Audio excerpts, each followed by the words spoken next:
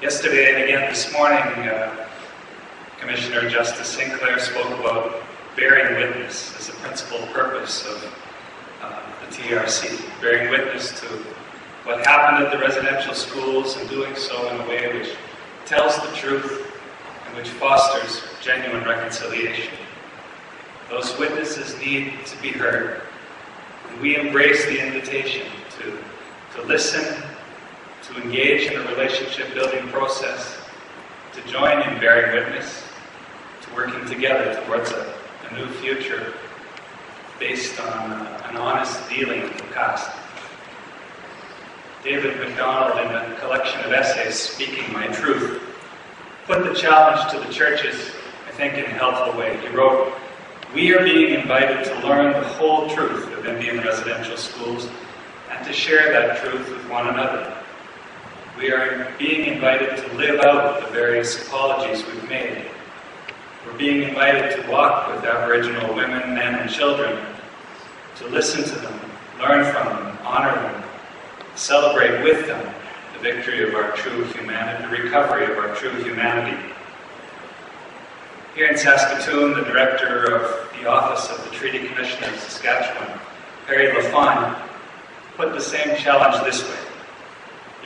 He said, "We are looking for representatives of the church willing to walk with us on our journey so that it becomes a reciprocally beneficial relationship. The TRC is an invitation to come and experience the story of a people, not to be a spectator, but to be a participant." End quote. It's a very gracious invitation. And I'm sure that to the extent that we accept that invitation, we will learn and receive much. How do communities reconcile? How can we advance reconciliation between Aboriginal and non-Aboriginal peoples? What's the role of the church in all of that?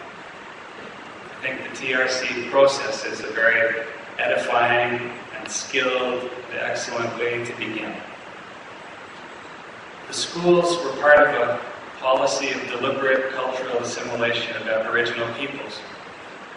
And as this process has made very evident, much abuse took place in that context. The current bishops of Saskatchewan, in preparing for the TRC, issued a statement a few days ago, stated that as the Catholic Church in Saskatchewan, we were involved in the residential schools, and we recognize a moral responsibility and obligation to be involved in healing and reconciliation efforts. But we also desire to be involved in those efforts for reconciliation. In our letter, we noted the apologies which have been extended by Catholic religious communities involved with the schools and by groups of bishops and church leaders. And we went on to say we also apologize for the abuse which took place at those schools, for our part in the suppression of First Nations and Métis culture and language. We do seek your forgiveness. And we hope that and pray that an honest coming to terms with the past will be a fruitful starting point and lead to paths of reconciliation. What good place can this bring us? What are we as Catholics doing to advance reconciliation? We can't change the past, but there is an opportunity to work together with Aboriginal communities in building a shared future of mutual respect. Residential schools were only one part of a large policy of assimilation, and we live with the consequences of that policy still. In the forced rupture with traditional Aboriginal ways of life, in our prisons, the poverty of our neighborhoods, in the inequality ingrained into our society. As the TRC commissioners have repeatedly said, and we readily embrace, these are not Aboriginal issues, but issues for all of us. This is about us, our communities, our province, our churches. In the Bible, St. Paul says that the eye can't say to the hand, I have no need of you, or the head to the feet, I have no need of you. Likewise, we as people of Saskatchewan, with our different cultures and languages and traditions, can't say to each other, we have no need of you. We do need you. And our churches, our government policies, our day-to-day decisions need to reflect that reality. Dialogue continues to be an important way forward. Saskatoon has hosted the last 2 years a national dialogue between Aboriginal elders and Catholic theologians to reflect on the spiritual traditions of First Nations and Métis peoples. In Regina, a workshop was held for the clergy, led by First Nations leaders, fostering the skills which could make our parish leaders artisans of reconciliation. In Saskatoon, we joined with the dioceses of Prince Albert and Keewatin-Wapak in running a lay formation program which has an Aboriginal stream through which a mutual learning has been cultivated.